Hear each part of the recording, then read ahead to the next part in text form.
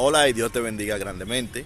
Estamos presentando este video junto a nuestros hermanos Juan Miguel y Natanael. Este video está dividido en tres partes y vamos a hablar sobre lo que es el Espíritu Santo, de su función en la iglesia, la importancia del Espíritu Santo, de los dones espirituales y este tipo de temas.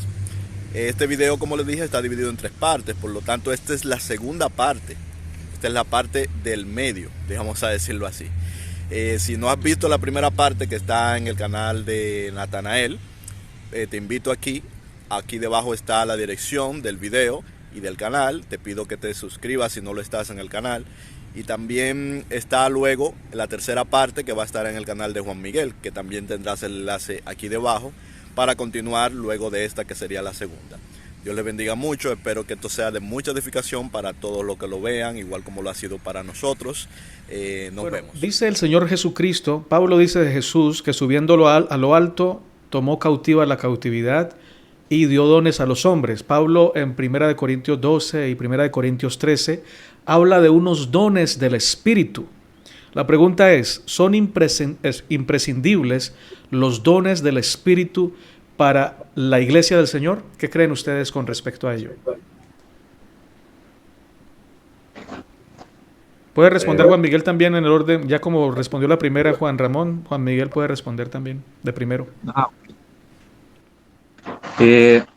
Yo, para responder esa pregunta, la verdad es que me costó y me he quedado en un término imparcial, entre sí y no, porque realmente yo lo que veo es que el Espíritu trabaja de una manera, pero bien extraña, así lo veo yo, porque considero que los dones espirituales no indican el estado espiritual de una persona. O sea, el hecho de que una persona tenga ese don no implica de que esté bien con el Señor en el aspecto de, ¿cómo le diría?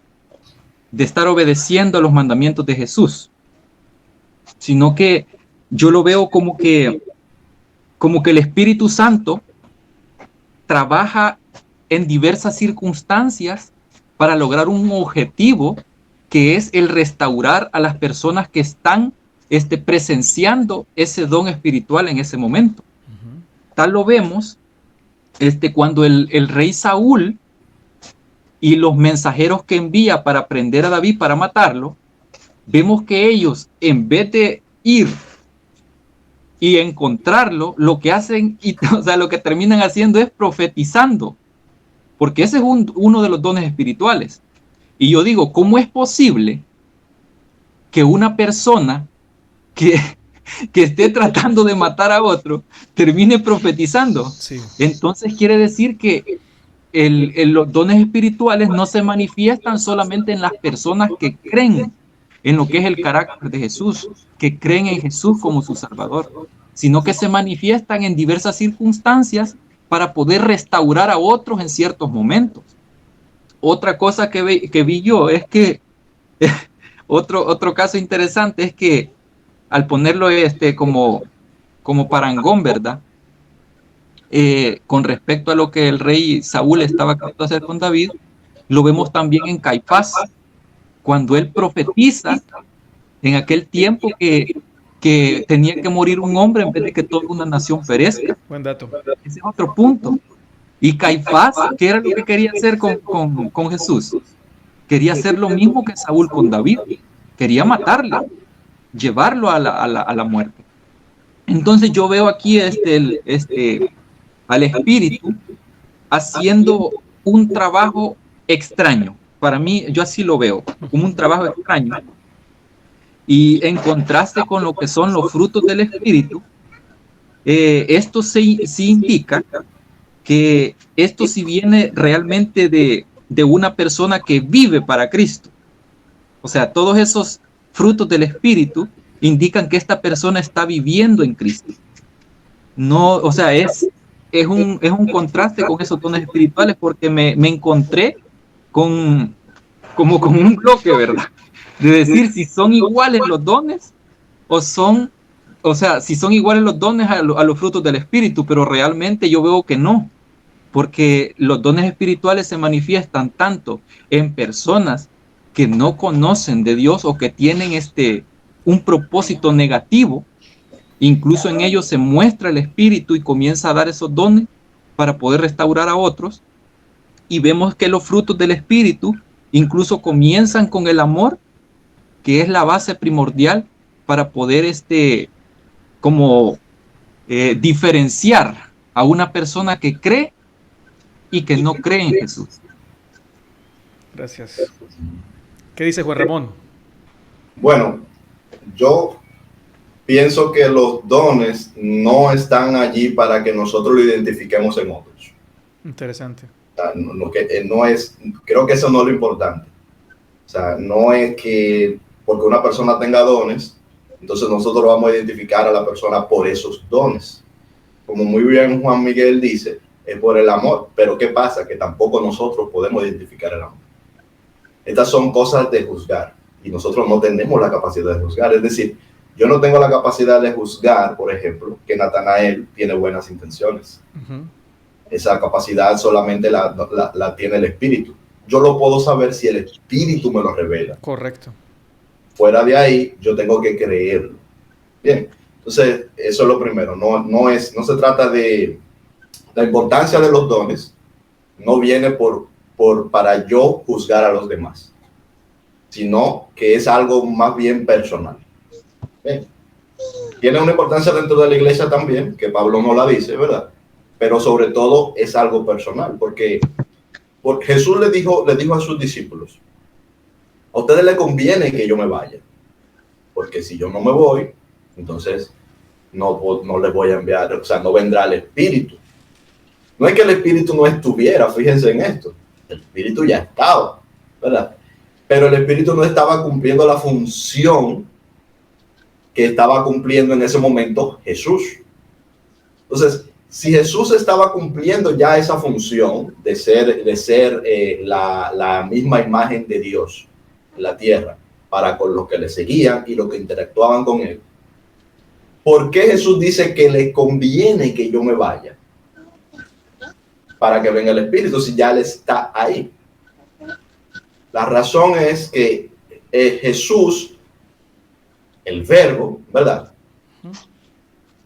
En su forma de su esencia, lo que él es, que es Dios, es omnipresente y es omnisapiente. Pero en la carne no es omnipresente. En la carne él está en Jerusalén, en la posada donde se encuentra. Jesús tiene la capacidad de la carne de desaparecer de un lugar y aparecer en otro. Pero nunca vemos a Jesús en dos lugares al mismo tiempo, porque está en la carne. Entonces, ¿en qué sentido es que nos conviene como discípulos, nos convenía para la obra del Evangelio, que Jesús fuera y ahora tomara su lugar el Espíritu? Porque es que es el mismo Jesús que viene por su Espíritu, es lo mismo. Él dice, es uno. Como dice en el cielo da testimonio el Espíritu, ¿verdad? El Verbo y el Padre. Y en la tierra sangre y agua, refiriéndose al cuerpo de Cristo, ¿verdad? Y el Espíritu, esos son los que dan testimonio en la tierra. Ya Cristo no está con nosotros con sangre y agua, solamente está ahora el Espíritu. Entonces, ¿qué es lo que sucede? Que ahora tenemos una relación personal con Jesucristo. Como discípulos, podemos tener una relación personal con Jesucristo y llevarlo como una mochila donde quiera que vayamos. Ahí es que está la conveniencia. Quiere decir que Juan Miguel en El Salvador tiene de mochila al Espíritu Santo. Es decir, anda con Jesucristo. Tiene a Jesucristo disponible allí para que lo dirija cuando se encuentre en una situación para la cual incluso puede ser que no esté preparado.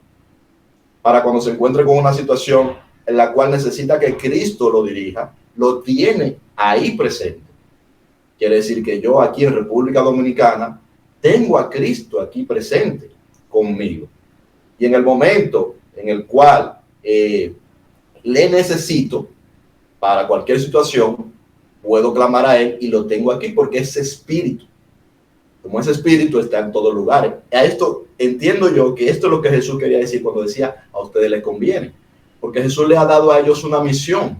a nosotros, que viene ahora a nosotros, que somos los que le seguimos a los discípulos. ¿Cuál es esa misión? Ir y llevar el evangelio por el mundo. Pero todos tenemos que llevar el evangelio, pero no lo podemos llevar de nuestra parte, sino que tenemos que llevarlo de parte con Jesucristo. Tenemos que llevar a Jesucristo allí donde vamos. ¿Cómo lo podemos hacer? Por medio de su Espíritu. Entonces, la importancia, yo creo que es imprescindible por lo siguiente. Porque el primer don es la fe. Entonces, es necesario que el que se acerca a Dios crea que le hay. Es decir, necesitamos la fe. Entonces, eso es lo primero.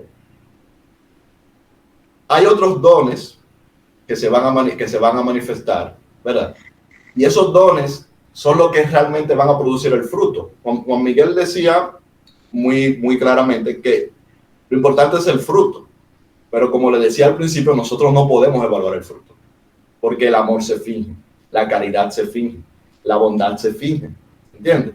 Entonces, esto es algo personal, al fin y al cabo. Nosotros lo enseñamos, tratamos en nuestra vida cotidiana de la persona lo van a ver, lo bueno, lo malo en nosotros, ¿verdad? Todo eso, pero cualquiera lo puede fingir. La lengua se finge. Está el don de lengua, pero la lengua se finge. Y más importante aún, la profecía puede venir de Dios, pero puede venir del diablo. O sea, un profeta que profetiza no necesariamente está profetizando lo que viene de Dios, porque también hay espíritu de mentira y hay espíritu de engaño. Correcto. ¿Entiendes? Entonces, no solo que se finja, sino que no fingiendo y siendo sincero, una persona con profecía no puede estar llevando por un camino que no es. Por eso es algo muy personal. Entonces, la opinión de Pablo, en este caso, voy a traer la opinión de Pablo. Pablo nos dice que es muy importante que profeticemos. Dice, procurad los dones mejores, pero sobre todo que profeticéis. Dice, esta es la opinión de Pablo, ¿verdad? Pero luego de hablar de todo esto, nos lleva al amor. Nos dice, espera, ok. En realidad lo más importante es el amor. Eso es lo más importante, el amor. Pero ¿qué sucede? ¿De dónde viene el amor? El amor viene del Espíritu. Cuando Jesucristo habla a sus discípulos, le dice, ¿qué padre de ustedes que su hijo le pide un pan le dará una serpiente? ¿Verdad? Un pescado le dará una serpiente, un pan una piedra. Estoy citando sin exactitud, ¿verdad? Porque tengo todos los versículos aquí, pero me pongo nervioso buscar. Tranquilo. Entonces, cuando Jesús le dice eso a sus discípulos, Él no les está hablando a ellos acerca de pedir casas, que se puede, ¿verdad? No le está hablando solamente de salud, que se puede pedir. Lo que Él está haciendo el énfasis es en que pidamos su espíritu. Es decir, al final de la frase, Él le enseña a orar primero.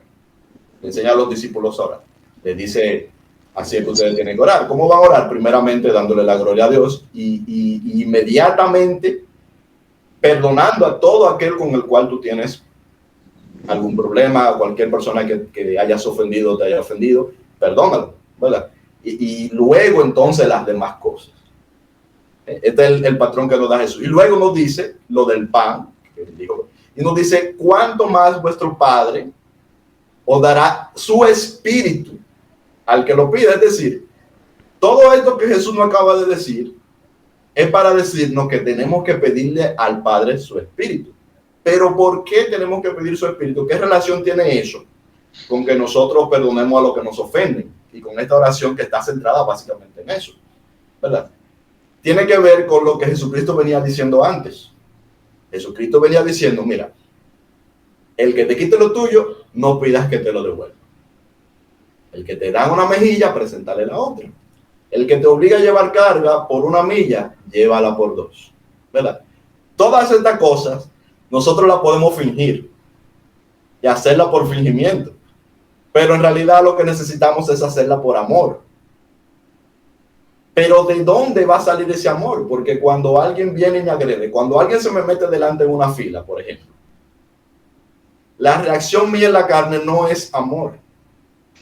Entonces, ¿dónde yo voy a encontrar ese pozo de amor para alimentarme y llenarme de amor en esa situación?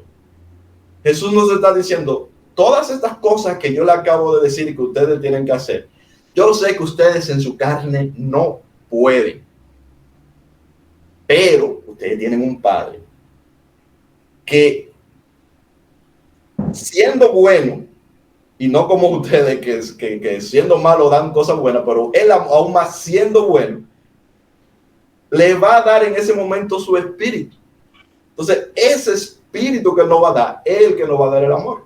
Amén. Y es el que nos va a hacer que cuando tú vayas a orar, no sea, cuando tú vayas a perdonar al prójimo, lo vas a perdonar de verdad, de corazón. ¿Por qué? Por su espíritu. Porque por decir, yo perdono al prójimo, no lo estoy perdonando. O sea, eso son solo palabras. Bien, necesitamos algo más que solo palabras. Necesitamos que la fuente del amor, que es Dios, y Dios es espíritu, ¿verdad?, sea la que nos transforme en nuestro corazón. Y yo creo, ¿qué es lo que yo creo sobre los dones espirituales? Que son necesarios, que hay que procurarlo, pero que lo más importante de todos ellos es el amor. Entonces, ¿cómo viene eso? Solamente por el espíritu. Yo creo, y esto lo voy a decir, que las personas que tienen amor de verdad, ¿verdad? No importa que no sepan quién es el Espíritu Santo, tienen el Espíritu Santo. Y no se dan cuenta, así es. Aunque no sepan quién es el Espíritu Santo. Porque no creo que de la carne pueda salir amor. O sea, no creo que de nuestra carne no sale. Se verdadero amor, no. Exacto. Entonces, aunque no conozca la religión, yo creo que es el Espíritu que está obrando en las personas. Por lo tanto, entiendo que es prescindible. Ahora, como iglesia, que es la cuestión, que es lo colectivo. Porque esto es, como decía, es lo primero es lo personal. Pero luego, como iglesia. Como iglesia, necesitamos la dirección del Espíritu. La necesitamos definitivamente. Y esa dirección viene por la profecía. Esa dirección viene por la profecía. Ahora, ¿cuál es el problema de la profecía? Como les decía hace un momentito. El problema de la profecía es que el profeta, todo profeta, esto lo voy a decir y lo voy a decir de motus propio, esto lo digo yo. No vayan a creer que mis compañeros aquí son que están diciendo. A menos que nosotros digamos, estamos de acuerdo. Exacto, sí. Todo profeta va a ser engañado por Satanás. Todo profeta. Eso es lo que yo he entendido. Todo el que profetiza va a ser visitado por Satanás y Satanás le va a hablar. Lo veo, dirás tú, ¿por dónde tú sacas eso? Bueno, yo lo veo en las escrituras. Lo veo en las escrituras. Veo que los profetas reciben la visita de Satanás. Lo veo en Jesús. Veo que Jesús recibe la visita de Satanás. ¿Ven? Ahora, ¿dónde más lo veo? Lo veo en mi propia vida. Lo veo en mi propia vida. Yo fui aprendiendo a reconocer al Espíritu Santo, su voz, a conocerla, ¿verdad? Y aprendiendo a conocer esa voz en ese tiempo, llegó el momento en el que Satanás trató de engañarme. Bien. Y por ese engaño en que Satanás trató de ponerme, y lo hizo hasta cierto punto, de hecho, lo cual corrobora con las escrituras, porque dice las escrituras que aún los santos serán engañados, ¿verdad? Yo me di cuenta, luego razonando y con la ayuda de Dios, de lo siguiente, que la única diferencia, ¿cómo le explico? Tú aprendes a escuchar la voz de Dios con el tiempo. Aprendes a reconocer. Él se encarga de enseñarte. Él mismo se encarga de enseñarte cómo es su voz. Jesús dice, mis ovejas escuchan mi voz, ¿verdad? Yo la conozco y ellas me conocen. Sí. él mismo se encarga de enseñarte eso. Por eso yo no te voy a decir cómo es. No te voy a decir cómo es. ¿Por qué? Porque yo no sé cómo el Señor te va a enseñar a ti a reconocer su voz. Entonces, Él me ha enseñado a mí a reconocer su voz de la manera como era posible, en mi caso personal, ¿verdad? Ahora, aún así, yo he recibido ese intento de engaño del enemigo. El enemigo siempre te va a engañar. ¿Y con qué te engaña el enemigo? Con la palabra. El enemigo utiliza la palabra, la Biblia, específicamente, para engañarte. Porque la Biblia te sirve para lo que tú quieras. Así lo hizo con Jesús, ¿no? Usó la Biblia. Sí. Claro, a Jesús no lo engañó, ¿verdad? Intentó con la Biblia, pero no pudo jamás. Pero no lo pudo hacer. Pero a Elías lo engañó. Sí, claro. A Pedro. Bien. A Pedro le engañó. A Saulo le engañó. Sí, señor. Entonces, yo digo esto y suena un poco fuerte, pero realmente yo no veo que sea tan trascendente porque yo lo veo en la palabra. En la ocasión esta en la que los profetas fueron engañados por un espíritu de mentira, todos los profetas mintieron. Todos. Había uno que sabía reconocer la diferencia. Uno sabía reconocer la diferencia, pero hasta él mintió. Bien, entonces, a pesar de que ese trato que tiene el Señor con cada persona va a ser diferente, Él reconoce a cada una, y así como tú reconoces a tus hijos, a cada uno independiente. Tus hijos son diferentes y tú te relacionas con tus hijos de una manera, cada uno, un poquito diferente. Tú lo aprendes a conocer. Así Dios se relaciona con nosotros que somos sus hijos, particularmente con cada uno. Y nosotros aprendemos a conocerle a Él y Él ya nos conoce, porque, ¿verdad? Ya nos conocía desde antes de nacer. Entonces, pero hay algunas cosas que son directas. Cuando Satanás te engaña, Satanás suele engañarte, suele engañar al que escucha la voz de Dios, al que ya aprendió a escuchar la voz de Dios, aprovechando el momento en el que tú tienes algo contra alguien, aprovechando el momento en el que tú estás ofendido con alguien. Cuando tú vas a orarle al Señor, por lo menos yo cuando voy a orar al Señor, yo voy a ver qué el Señor me dice. Bien, espero que hayamos disfrutado y que hayas disfrutado en gran manera de esta parte del video. Te recuerdo que para seguirla viendo a continuación, vayas al canal de Juan Miguel. Y si no has visto la primera parte, vayas al canal de Natanael, que está aquí en la descripción del video, están abajo. Yo he aprendido mucho de los amigos, de los compañeros y de las opiniones que han dado. Hemos visto cosas incluso que no habíamos considerado antes. Como casi siempre suele ocurrir cuando nos reunimos con amigos tan sabios, con amigos que han dedicado gran parte de su tiempo al estudio de la palabra, a la búsqueda de la verdad en Cristo. Así que te invito a que sigas viendo el video completo.